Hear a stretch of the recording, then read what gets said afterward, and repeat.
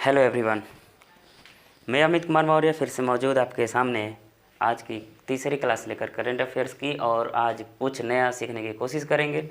चलिए आज का क्वेश्चन स्टार्ट करते हैं ज़्यादा टाइम लॉस न करते हुए। पहला क्वेश्चन आपके सामने है, देखिए, भारत के स्वदेशी कोविड-19 वैक्सीन कोवैक्सीन के इस्तेमाल को मंजूरी देने वाला पहला अफ्रीकी देश कौन बन गया है। मतलब कि इसमें देखिए, भारत के द्वारा एक निर्मित हुआ एक कोविड-19 वैक्सीन, और उस वैक्सीन का नाम क्या है, कोवैक्सीन। उस वैक्सीन का क्या नाम है, कोवैक्सीन। और इस कोवैक्सीन को जो अफ्रीकी देश, जैसे आपका एशिया महाद्वीप है, यूरोप महाद्वीप है, नॉर्थ अमेरिका, उत्तरी अमेरिका, उसी तरीके से अफ्रीका महाद्वीप में पहला देश कौन सा बन गया है। ऑप्शन 4 है जिम्बाब्वे, पहला ऑप्शन है जिम्बाब्वे, दूसरा ऑप्शन है नाइजीरिया, तीसरा ऑप्शन है इथियोपिया और चौथा ऑप्शन है मिस्र। इन 4 देशों में ऑप्शन आपका पहला सही है जिम्बाब्वे, ठीक है। और जिम्बाब्वे ने भारत के द्वारा निर्मित स्वदेशी वैक्सीन जिसका नाम कोवैक्सीन है, जिसको अपने देश में इस्तेमाल करने के लिए मंजूरी दिया है। कोरोना वायरस की बात कर लेंगे तो कोरोना वायरस जो इसकी ओरिजिन हुआ था, हम मानते हैं चीन का एक शहर है वुहान, वहाँ से, है ना। और जिसे कहा जाता है कोविड-19। अच्छा, यहाँ पर ध्यान रखेंगे, CO का मतलब है कोरोना, VI का मतलब है वायरस, D का मतलब है डिजीज़, और 19 लिया गया है 2019 से। क्लियर है ना। तो कोविड-19 यानी कि कोरोना वायरस डिजीज़ 2019। अब यहाँ पर बात समझनी ये है कि एक और बात मैं आपको यहाँ पर बताता हूँ, ध्यान रखेंगे। अभी एक स्कीम चलाया गया था, किसके द्वारा, तो ये स्कीम चलाया गया था WHO के द्वारा, ठीक है ना। और उस स्कीम का नाम क्या है, कोवैक्स। क्या नाम है, कोवैक्स। इतनी बड़ी भयंकर बीमारी है, और इस बीमारी के टीके के लिए, टीका को प्रोवाइड करने के लिए स्कीम है। और इसको कौन जारी किया है, WHO, यानी वर्ल्ड हेल्थ ऑर्गेनाइजेशन, है ना। अब देखिए, वर्ल्ड हेल्थ ऑर्गेनाइजेशन का यह अपना एक स्कीम है, एक योजना है, और कोवैक्स, इस योजना के तहत ये गरीब देशों को मुफ्त में कोविड-19 के लिए टीका प्रोवाइड कराएगा, है ना। तो उसके तहत इसने पहला देश दिया टीका जिसका नाम है घाना, उस देश का नाम क्या है। और दूसरा देश, जो एक और देश का नाम है आइवरी कोस्ट। तो ये जो आर्थिक रूप से कमज़ोर देशों को यह मुफ्त में टीका प्रोवाइड कराएगा, और जिस स्कीम के तहत प्रोवाइड कराएगा उसका नाम है कोवैक्स। क्लियर है ना मेरी बात। अब चलिए अगली बात करते हैं जिम्बाब्वे की। तो जिम्बाब्वे की राजधानी है हरारे। जिम्बाब्वे की राजधानी क्या है, हरारे। और यहाँ के करेंसी की बात करेंगे तो जिम्बाब्वे डॉलर, क्या है, जिम्बाब्वे डॉलर। और जैसे मुद्रा हमारे भारत में रुपया है, उसी तरीके से वहाँ का क्या होगा, जिम्बाब्वे डॉलर। और एमरसन मनांगावा यहाँ के राष्ट्रपति हैं। राष्ट्रपति कौन है, एमरसन मनांगावा, ये यहाँ के राष्ट्रपति हैं, ठीक है। कहाँ के, तो जिम्बाब्वे के। चलिए अब अगले क्वेश्चन की बात करते हैं। अगला क्वेश्चन नंबर 2 देखिएगा, किस राज्य की सरकार ने किसानों के लिए एक थाली एक तरकारी योजना शुरू किया है। किस राज्य की सरकार ने किसानों के लिए एक थाली एक तरकारी योजना शुरू किया है। एक मिनट, थोड़ा सा बताने होगा। किस राज्य की सरकार ने एक थाली एक तरकारी योजना को शुरू किया है। ऑप्शन नंबर आपके सामने दिख रहा है। तो question number option number first देखिए, ऑप्शन नंबर फर्स्ट दिख रहा है मध्य प्रदेश, दूसरा ऑप्शन है उत्तर प्रदेश, तीसरा ऑप्शन है गुजरात, और चौथा ऑप्शन है आंध्र प्रदेश। ये 4 ऑप्शन में से आपका आंसर होगा उत्तर प्रदेश। उत्तर प्रदेश के द्वारा किसानों के लिए एक थाली एक तरकारी स्कीम को लॉन्च किया गया है ना। इस स्कीम के तहत क्या होगा, इस योजना के तहत पौष्टिक सब्जियों को घरों तक भेजा जाएगा, और उसका रेट क्या होगा, कम दामों पर पौष्टिक वाली जो सब्जियाँ होंगी उनको घर तक पहुँचाया जाएगा। साथ ही साथ यहाँ पर BPL कार्ड धारक वाले लोगों के लिए जो है मुफ्त में, है ना, मुफ्त में ये प्रोवाइड कराया जाएगा। जैसे सब्जियों के पौधे हो गए, बीज हो गए, ये सभी इसी के तहत लोगों को दिया जाएगा। चलिए अगली बात करते हैं। यहाँ पर आपका अगला सवाल है क्वेश्चन नंबर, अच्छा सवाल छोड़िए, थोड़ा सा हम उत्तर प्रदेश की भी बात कर लेते हैं ना। तो उत्तर प्रदेश की अगर बात करेंगे तो यहाँ की राजधानी है क्या? उत्तर प्रदेश की राजधानी है लखनऊ और यहाँ के मुख्यमंत्री हैं योगी आदित्यनाथ और राज्यपाल हैं आनंदीबेन पटेल। ठीक है, इतनी बात आप याद रखेंगे। अगला क्वेश्चन अगर देखेंगे तो क्वेश्चन नंबर 3 देखिए। देखिए अगला क्वेश्चन है QS, है ना, QS, ये क्वेश्चन नहीं बोल रहा हूँ, ये QS विश्वविद्यालय रैंकिंग। कौन सा रैंकिंग? QS विश्वविद्यालय रैंकिंग 2020 में कौन सा विश्वविद्यालय शीर्ष पर रहा है? ऑप्शन नंबर फर्स्ट है मैसाचुसेट्स प्रौद्योगिकी संस्थान, ऑप्शन नंबर 2 है स्टैनफोर्ड विश्वविद्यालय, ऑप्शन नंबर 3 है कैम्ब्रिज विश्वविद्यालय, ऑप्शन नंबर 4 है इंडियन इंस्टीट्यूट ऑफ टेक्नोलॉजी। तो यहाँ पर देखिए तो आंसर क्या होगा? मैसाचुसेट्स प्रौद्योगिकी संस्थान। यह है USA में स्थित, संयुक्त राज्य अमेरिका में स्थित यह संस्थान है और यह QS विश्वविद्यालय रैंकिंग में टॉप पर किया है। ध्यान रखेंगे QS विश्वविद्यालय रैंकिंग में मैं बता दूं आपको तो 1000 दुनिया के 1000 विश्वविद्यालय को शामिल किया गया और उसमें टॉप पर आया कौन? मैसाचुसेट्स प्रौद्योगिकी संस्थान। लेकिन इसको किस आधार पर रैंकिंग किया गया है? वर्ल्ड यूनिवर्सिटी रैंकिंग को किस आधार पर हमने इसको एक नंबर, मतलब हमने नहीं, इसको एक नंबर बनाया गया है? तो इसका आधार सुनिएगा। तो देखिए ये विद्यालय कला के क्षेत्र में, इंजीनियरिंग के क्षेत्र में, कृषि विज्ञान के क्षेत्र में और जीव विज्ञान के क्षेत्र में, चिकित्सा के क्षेत्र में, प्रकृति विज्ञान के क्षेत्र में, सामाजिक और प्रबंधन के आधार पर, इन सभी क्षेत्रों के आधार पर इसको सर्वोच्च रैंक मिला है। ठीक है, तो इतनी बात याद रखेंगे। वर्ल्ड यूनिवर्सिटी रैंकिंग 2020 में टॉप पर किया है मैसाचुसेट्स प्रौद्योगिकी संस्थान जो USA में है। USA की कैपिटल क्या है? Washington DC। और जो बाइडेन यहाँ के क्या है? राष्ट्रपति जो नए बने हैं। अब चलते हैं क्वेश्चन नंबर 4 पे, है ना। क्वेश्चन नंबर 4 देखेंगे UNGA। क्वेश्चन नंबर 4 क्या लिखा है? UNGA, है ना। तो आप ध्यान से देखिए UNGA ने इस वर्ष को मोटे अनाज का अंतर्राष्ट्रीय वर्ष घोषित किया है। मोटे अनाज का अंतर्राष्ट्रीय वर्ष, क्लियर है ना। मतलब पूरा वर्ष क्या होगा? मोटे अनाज का अंतर्राष्ट्रीय वर्ष कहा जाएगा। मतलब ये देखिए, ध्यान रखेंगे, पहले ऑप्शन देखेंगे 2024, 2023, 2050, 2021। इस ऑप्शन में नंबर 20 है, ये 2023 है ना।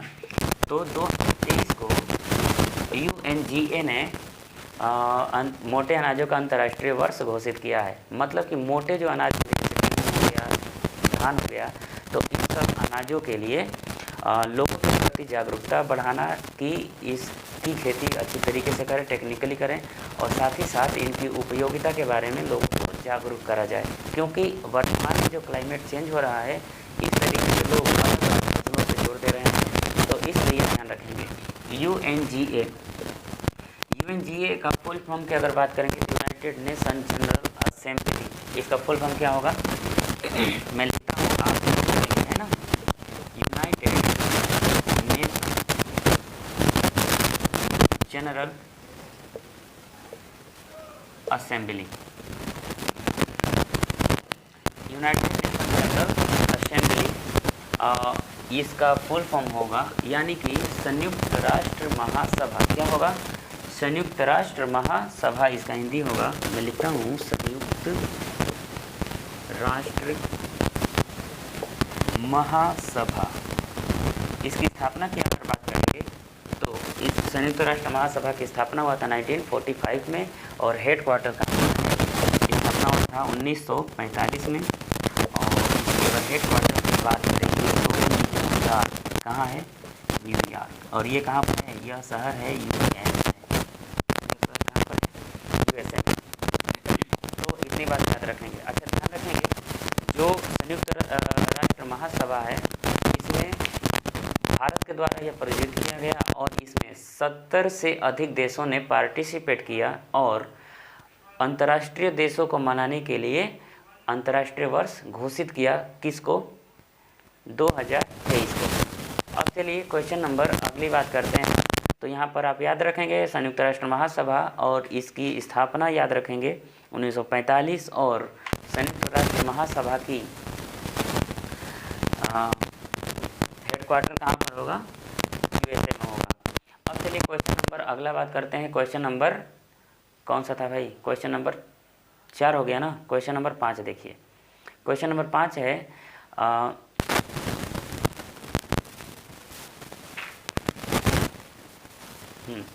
डिप्टी कमांडेंट, लेकिन कौन से? एनडीए के डिप्टी कमांडेंट और चीफ कंस्ट्रक्टर है ना, किसे नियुक्त किया गया है? यही तो सवाल है। एनडीए के डिप्टी कमांडेंट और चीफ इंस्ट्रक्टर के रूप में किसे नियुक्त किया गया है? तो पहली बात यहाँ पर ध्यान रखेंगे, एनडीए नेशनल डिफेंस एकेडमी क्या होगा? National defence academy. यह एक ऐसी संस्था है जो भारत के तीनों सेनाओं का मुख्य प्रशिक्षण संस्थान है।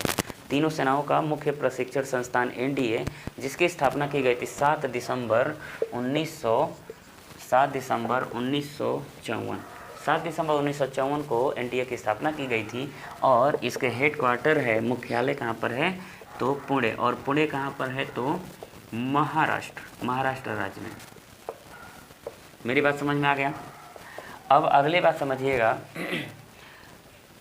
इसमें किसको नियुक्त किया गया है? ऑप्शन आपके सामने मुकेश वर्मा, पुनीत महाजन, वी मुरलीधर और चौथा है संजय वात्स्यायन।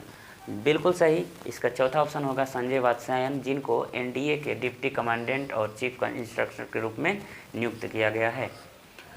क्वेश्चन नंबर अगला देखिए, क्वेश्चन नंबर 6। और इसमें क्वेश्चन नंबर 6 क्या है? देखिए, nutrition brand fast and up.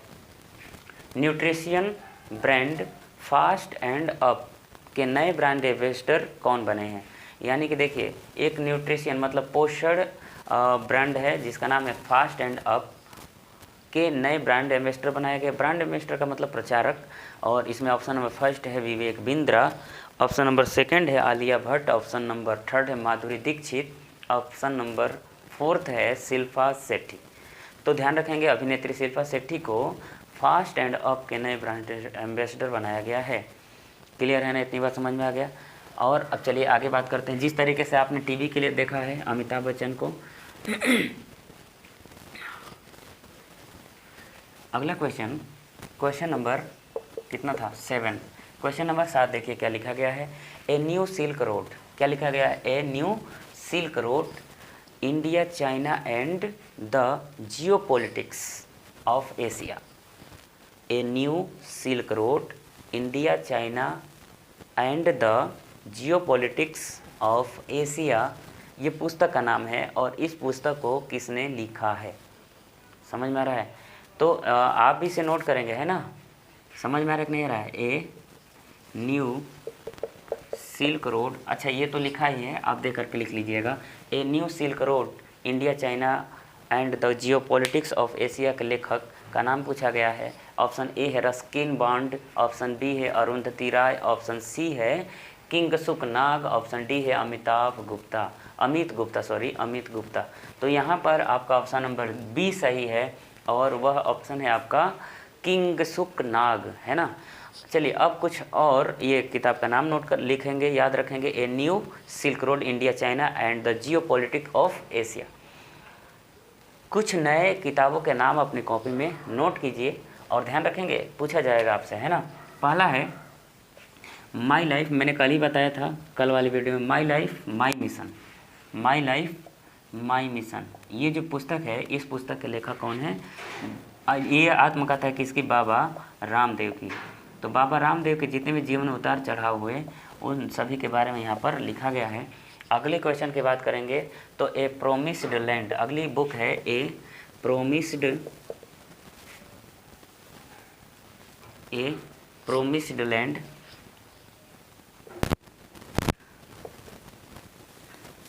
इस पुस्तक को लिखा गया है किसके द्वारा? बराक ओबामा, जो अमेरिका के पूर्व राष्ट्रपति रहे हैं। कौन? Barack Obama. ध्यान रखेंगे 2009 से लेकर के 2017 के बीच तक के बराक ओबामा की जो राजनीतिक करियर है उसके बारे में यहाँ पर ये बातें लिखी गई है ना। एक वादा भूमि, यानी प्रॉमिस वादा, एक वादा भूमि है ना, ये बराक ओबामा के द्वारा लिखी गई पुस्तक है। ध्यान रखेंगे। एक और है आई एम नो मसीहा, ये सवाल ध्यान रखेंगे, आई एम नो मसीहा। ये इस तरीके से स्पेलिंग है लेकिन इसे पढ़ा जाएगा आई एम नो मसीहा। ठीक है। अब चलिए आगे की बात करेंगे। यह पुस्तक किसकी आत्मकथा है? तो एक अभिनेता का नाम आपने देखा कोविड-19 में जिन्होंने काफ़ी अच्छा काम किया, सराहनीय काम किया, तो उनका नाम है सोनू सूद। क्या नाम है? सोनू सूद। सोनू सूद की आत्मकथा है क्या? आई एम नो मसीहा। मैंने बताया 1, 2, 3 और एक और मैंने बताया था इसी क्वेश्चन में, a new silk road, India, China and the geopolitics of Asia. 4, यानी कितनी बुक हो गए? 4। चलिए एक और बुक का नाम नोट करेंगे, आई एम मलाला। क्या है? I am Malala. तो आई एम मलाला पुस्तक के लेखक हैं मलाला यूसुफजई। मलाला यूसुफजई की बात करेंगे तो ये 2014 में इनको मिला था नोबेल का शांति पुरस्कार, है ना। ये पाकिस्तान की रहने वाली है। कहाँ की? मलाला यूसुफजई। मलाला यूसुफजई पाकिस्तान की रहने वाली हैं। और एक और इनके साथ मिला था कैलाश सत्यार्थी को। किसको मिला था भाई? कैलाश सत्यार्थी। तो कैलाश सत्यार्थी ये बाल श्रम जो होते हैं, छोटे छोटे बच्चों जो कार्य करते कंपनियों में, उनके विरोध में इन्होंने काम किया, इसलिए इनको मिला। ये महिलाओं की शिक्षा की दृष्टि से महिलाओं को आगे बढ़ाने के लिए इन्होंने काम किया और इस आधार पर इनकी कहानी थोड़ी सी पेचीदी हम बताएंगे कभी, तो ध्यान रखेंगे। इनको 2014 में दोनों लोगों को, मलाला यूसुफजई को, कैलाश सत्यार्थी को, दोनों लोगों को संयुक्त रूप से नोबेल प्राइज़ मिला था। और मलाला यूसुफजई की ये बुक है आई एम मलाला, है ना। अगली बात करेंगे, और ये कहाँ की रहने वाली है? पाकिस्तान की। एक और मैं बात बता दूँ तो यह नोबेल प्राइज़ पाने वाले सबसे कम उम्र की लड़की है। अगले क्वेश्चन अगर बात करेंगे चेंजिंग इंडिया। अगले एक और कितने हो गए? 4, 5, 6। एक और बुक का नाम लिखेंगे चेंजिंग इंडिया। चेंजिंग इंडिया जो बुक है, इस बुक को लिखे हैं, ये बुक किसकी है? तो ध्यान रखेंगे हमारे पूर्व प्रधानमंत्री डॉक्टर मनमोहन सिंह, है ना। तो इतनी किताब आप याद रखेंगे, कल आपसे पूछा जाएगा। अब चलिए अगला सवाल, क्वेश्चन नंबर कितने हो गए? 7। क्वेश्चन नंबर 8 देखिए।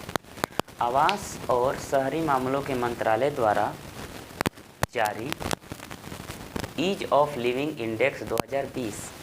Ease of living index, index का मतलब होता है सूचकांक, है ना, सूचकांक।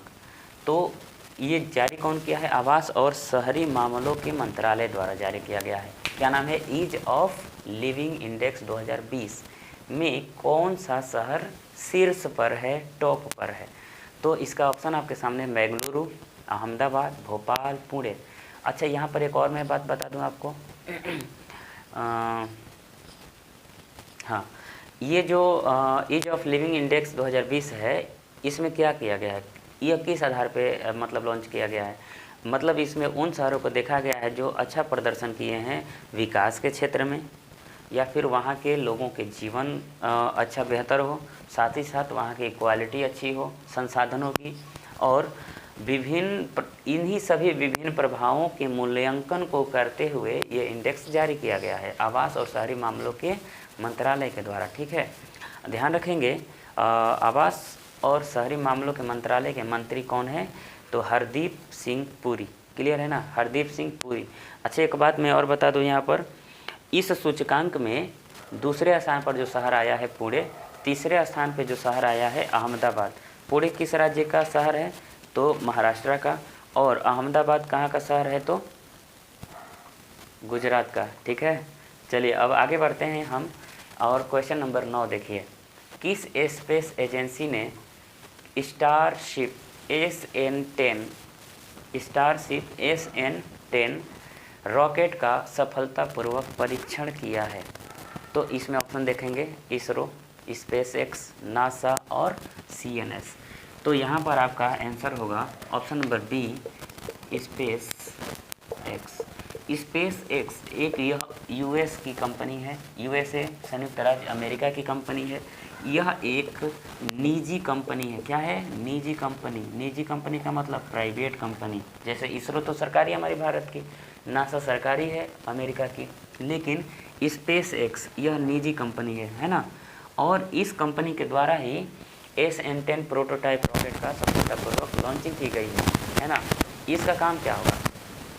अंतरिक्ष यात्रियों को भेजने और जैसे पेलोड होता है चंद्रमा पर, मंगल या अन्य दूर के गंतव्य जगहों तक पहुंचाने के लिए ये रॉकेट का परीक्षण है, ठीक है ना। अब यहाँ पर समझिए ये कंपनी किसकी है? यह कंपनी है एलन मस्क की। किसकी है? एलन मस्क की। आपने कल अगर हमारी वीडियो देखे होंगे तो यहाँ पर कल मैंने आपको एक चीज़ बताया था।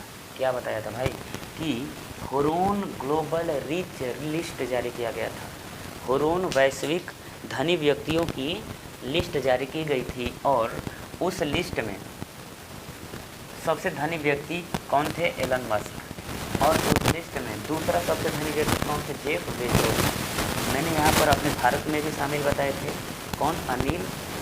अनिल अंबानी, है ना। और यहाँ पर ध्यान रखेंगे अनिल अंबानी उस लिस्ट में दुनिया के 8वें सबसे अमीर व्यक्ति और भारत के कौन हो जाएंगे? इन्हें आपको याद रखें। तो इन्हीं एलन मस्क की ये कंपनी है स्पेस एक्स। इस स्पेस एक्स की स्थापना हुआ था 2002 में। कब हुआ था भाई?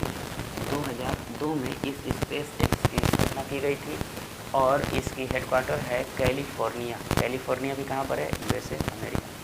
चलिए क्वेश्चन नंबर 10 की बात करते हैं। कौन सा संगठन Lal Bahadur Shastri national academy of administration और संस्कृत मंत्रालय के साथ मिलकर GI महोत्सव का आयोजन किया है? क्लियर है? सुनिएगा फिर। कौन सा संगठन? मतलब एक संगठन है और उस संगठन ने Lal Bahadur Shastri national academy of administration और संस्कृत मंत्रालय के साथ मिलकर GI महोत्सव का आयोजन किया है। बिल्कुल, इसमें ऑप्शन है ट्राइफेड, WHO, FICCI, FSI। तो यहाँ पर आपका बिल्कुल आंसर होगा ट्राइफेड। ऑप्शन नंबर ए सही है। क्या है? ट्राइफेड। तो इस ट्राइफेड संगठन ने किसके साथ मिला है?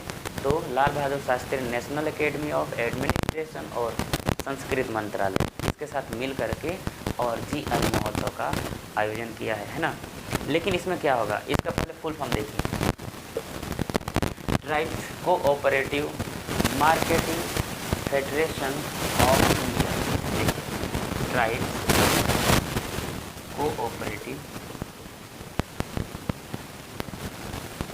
ट्राइब्स कोऑपरेटिव मार्केटिंग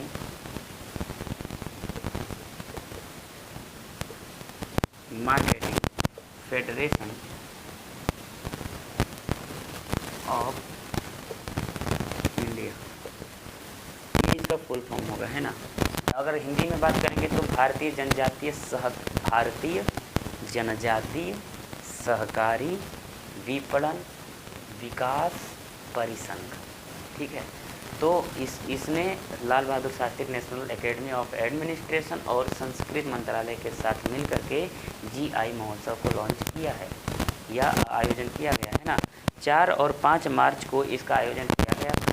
और ध्यान रखेंगे GI का मतलब क्या होता है? जियोग्राफिकल इंडेक्स, मतलब कि कुछ यूनिक प्रोडक्ट है ना। तो यूनिक प्रोडक्ट के अधिकृत विक्रेता या जनजातीय शिल्पकार ये इसमें भाग लिए थे और लगभग इनके अगर संख्या की बात करेंगे तो 40 से 45 ये लोग थे जो इसमें स्पेशली भाग लिए थे। तो ये आप याद रखें क्वेश्चन नंबर 10। फिर हम आपसे विदा लेते हैं। कल मिलेंगे एक नए जोश और एक नए क्वेश्चन के साथ, और कुछ नए जो हमने फैक्ट आपको बताए हैं याद रखेंगे, कल आपसे पूछा जाएगा। Okay, bye bye, good night, take care, love you all.